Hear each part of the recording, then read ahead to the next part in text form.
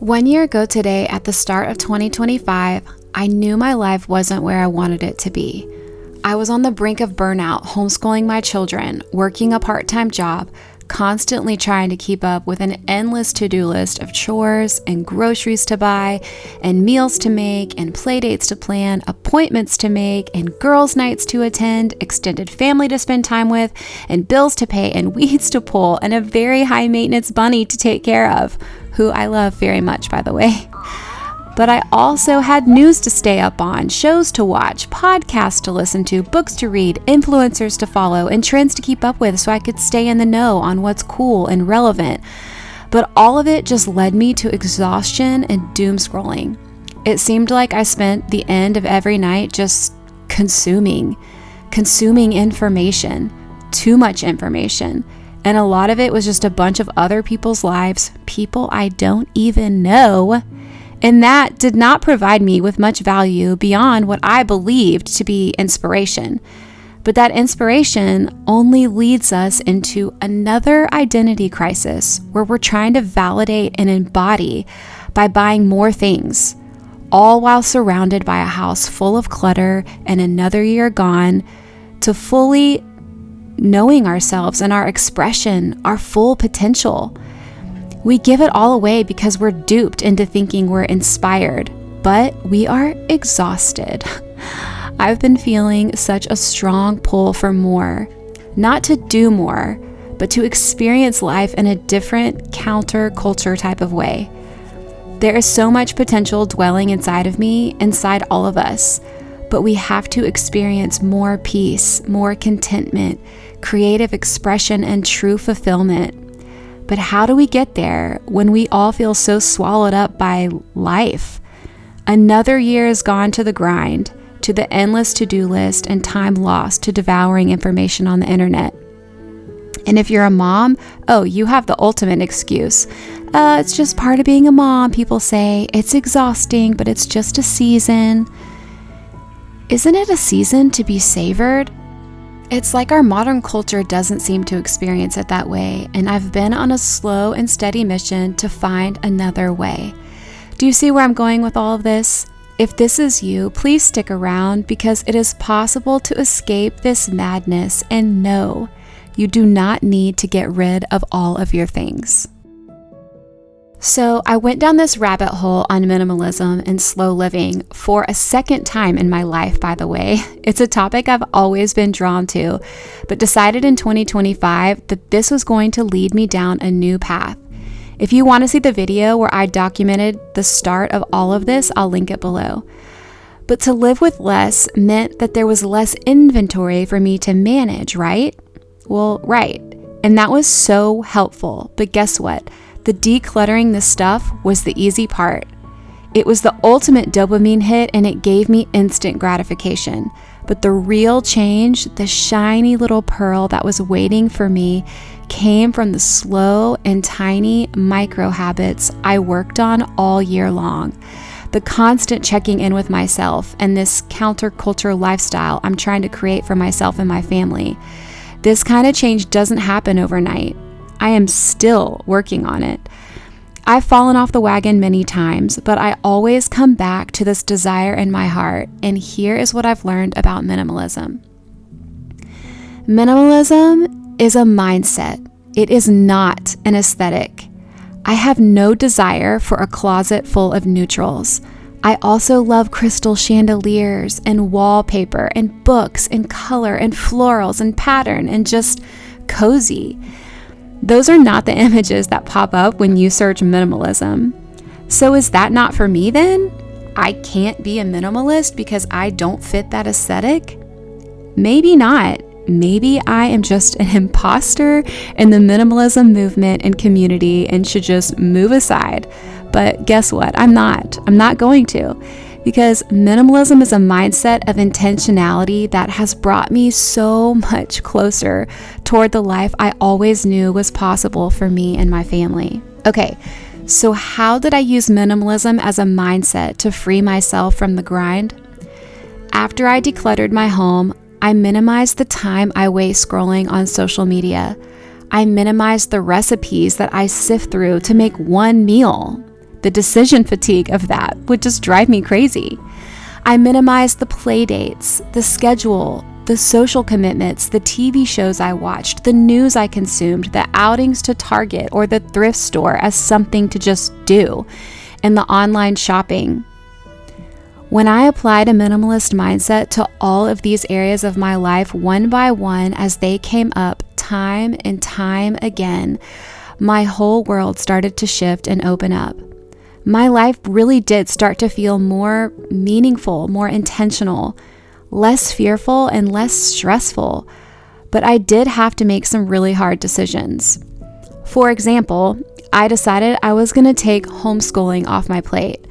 After 3 years of beautiful memories and a lot of quality time together in those very early years that I would not trade for anything, but it was starting to get harder. Their needs were growing and I was so exhausted and just burnt out. But I didn't want to let go of this identity I'd attached to us as a homeschool family. But once I was able to fully see that for what it was, through my ongoing progress towards shedding and letting go and to live more intentionally, I was able to take that responsibility off my shoulders.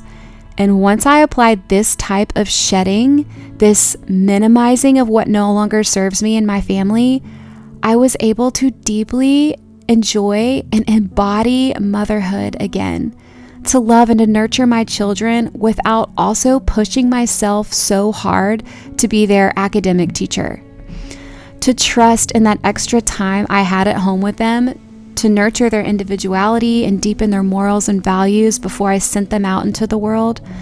I had to trust that they were ready. And I know there's so many homeschool families and moms out there who can be both all the time, who can wear both hats and wear them well. But that just wasn't me anymore. It wasn't us anymore. I needed to fix what wasn't working and bring more structure back into our lives. And minimalism in this way was that irritating grain of sand that I just couldn't ignore anymore. It pushed me to look deeper at myself in every aspect of my life, my strengths, my weaknesses, what's working, what's not. It all needs constant refinement, and that refinement became second nature when I adopted a minimalist mindset. That refinement spilled into every aspect of my life. I stopped immediately saying yes to everything, and I would reply, "Okay, let me check and see what's going on that week and I'll get back to you." Just to give me more time to think and to plan ahead and to not overcommit myself. I stopped thrifting all the time. I quit buying so many clothes. I started Project Pan, which I'll also link in this video, to use up all my beauty products before purchasing any more. I wrote all my favorite recipes in a book so I'm not scrolling around on my phone looking for them and getting distracted so easily from a text or whatever pops up while I'm looking at my recipe. That would drive me crazy. I made funky and fun small capsule wardrobes for my kids. I got rid of so many socks and gift bags and hair ties and just like random junky things that stressed me out and that we didn't need just such an overabundance of. I deleted so many apps, including Instagram and TikTok, from my phone. I spent the first 4 months of 2025 without them entirely, and during those 4 months, I hardly bought anything. Truly, my desire for wanting and for new things was pretty much gone, and I started to experience real contentment. Plus, I just felt like I got my brain back. I made a video about that too that I'll link in the description box of this video. Also, during those 4 months without social media, I constantly created and uploaded YouTube videos, which has always been an absolute dream of mine. My channel started to grow, and a couple of my videos gained some momentum, and my channel was monetized within 3 short months. And I was shocked, but like so excited. Things felt like they were happening. Then I thought it was time to come back to the world again, so I got my Instagram and TikTok apps back on my phone from June until November, and guess what happened? I completely stopped making YouTube videos during that time. It was like I didn't have any inspiration anymore, and no time either. Do you think that was a coincidence? I think we both know that it's not. So back to simplifying and minimizing distractions I went. I deleted all the apps again, and boom, I was back to making videos on YouTube in December.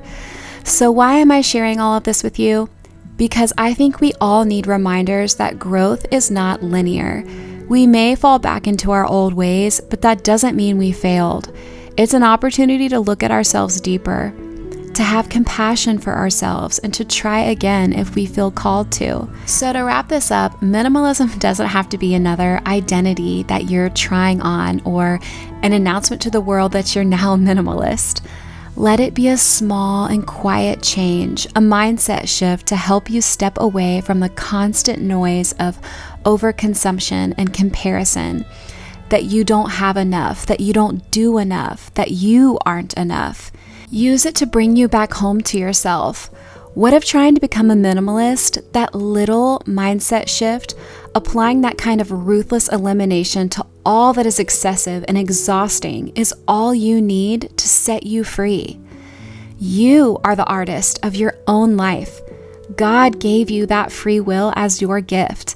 And maybe you don't know where to start, but I promise you can always start here. The art is in the edit.